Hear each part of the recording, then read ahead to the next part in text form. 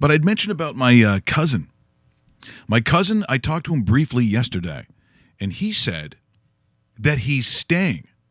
So immediately I panicked.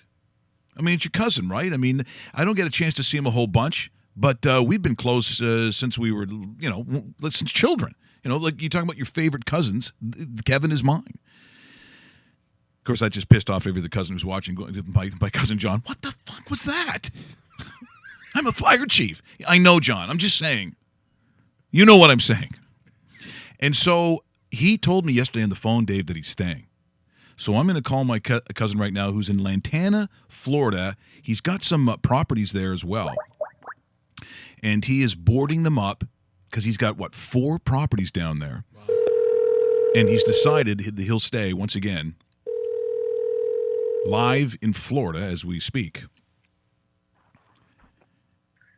Kevin Bowers here. Oh, there we go. There's Kevin Bowers. He's not afraid joining us here on rawmikeRichards.com. Cousin, you decided that you're going to stay. What's that all about? Well, it's a good question. We sort of assess all the NOAA information. We, look at all the forecasts. We look at the hurricane. And then you make your best judgment. And you make the call and you stick to it. And we live in a pretty secure house. It's a post-Andrew house with good hurricane shutters. And we've got several other properties that we have to secure and a boat and lots going on down here. So, for us, the decision was to stay because I didn't want to be stuck on a highway with a little bit of water, a couple dogs, 2 kids, and nowhere to go. Well, and that's a really good point, Kev, because, the alternative, and once again, you just said your home, which is pretty solid because it was built post-Andrew, so there's the big cinder blocks. Didn't you say there's great big metal bars and stuff over the garage and that kind of stuff?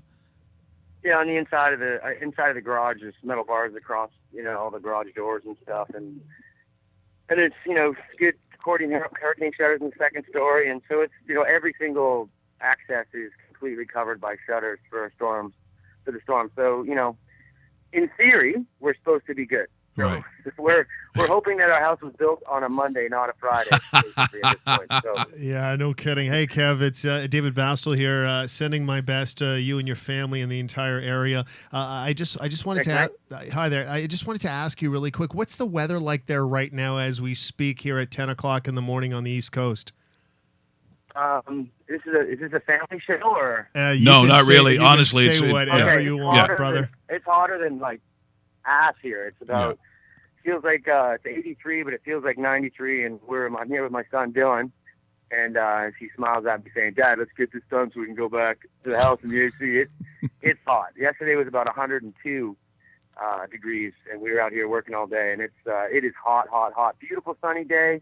Little breeze. We're about 8 houses from the Intercoastal, from one of our rental properties, about 8 houses from the Intercoastal, and beautiful breeze, beautiful, perfect day. It looks like paradise, which it is down here most of the time. Yeah. So if nobody watches TV or you don't hear any satellite reports, you don't even sense what is actually coming for you because of how nice it is and how hot it is in Florida right now. Is that true?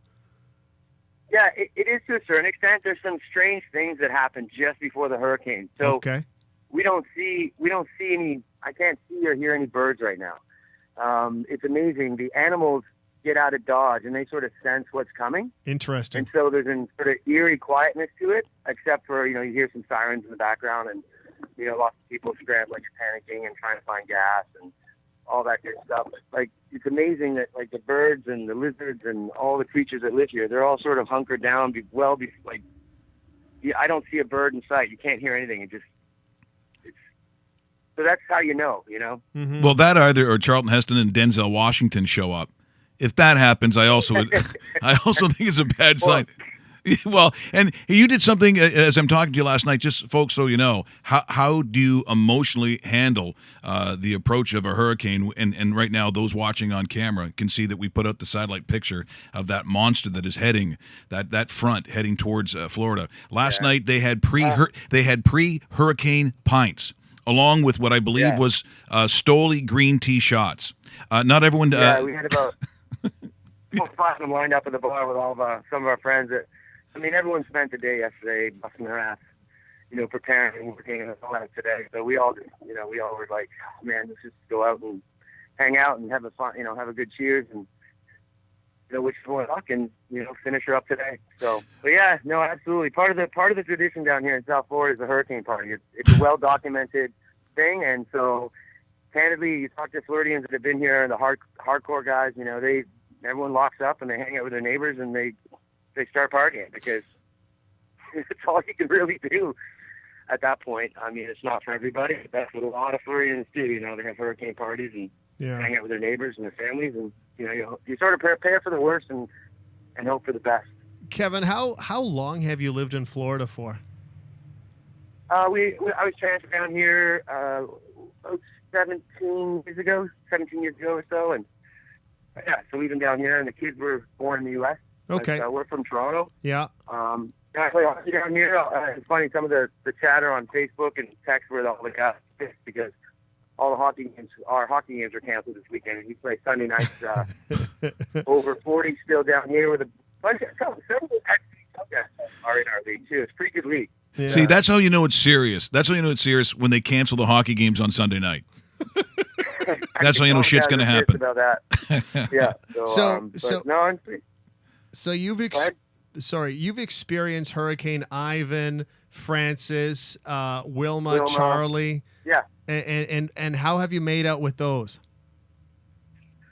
Brilliantly. It's the aftermath is what you need to prepare for. Yeah. The storms themselves. Right. Well, this storm is different because the storm itself, is scary. Candidly, I think we all feel that way. But we've made the decisions at this point so you sort of just prepare because it's the aftermath. It's about being safe in the aftermath. That's the challenge. So. You need water. You need food for like 3 days. You need a generator. You need gas. And now gas and water are, you can't get water anywhere. It's hard to find gas. We got the gas app that's trying to find gas. And as soon as the truck pulls up, there's 150 cars lined up. But for the most part, people are acting civilized and, trying to be sort of neighborly to a certain extent. But it's getting a bit to the crunch time now. So people are starting to get a little funky. Well, I can understand that as I'm still obviously a little nervous, and what we're going to do is we'll catch up with you again. Well, we better on Monday or Tuesday or whatever is convenient. We're going to catch up and see exactly because we will be talking about that aftermath, and so I'm praying for you, buddy. The whole family is. We got our fingers crossed, it, mate. And you know what, you take care and be safe, and we'll talk to you again early next week, Kev. All right, huge shout out to all of our friends and family across South Florida. God bless everyone. Be safe and keep your head down. Cheers, guys. We'll talk to you on Monday. That is my cousin Kevin Bowers, who is going to stick it out. And I got to tell you, it's tough. It's still tough sure right now as we speak. He has a good spirit about it, man. Oh, he's the best. What? We just become best friends? Yep.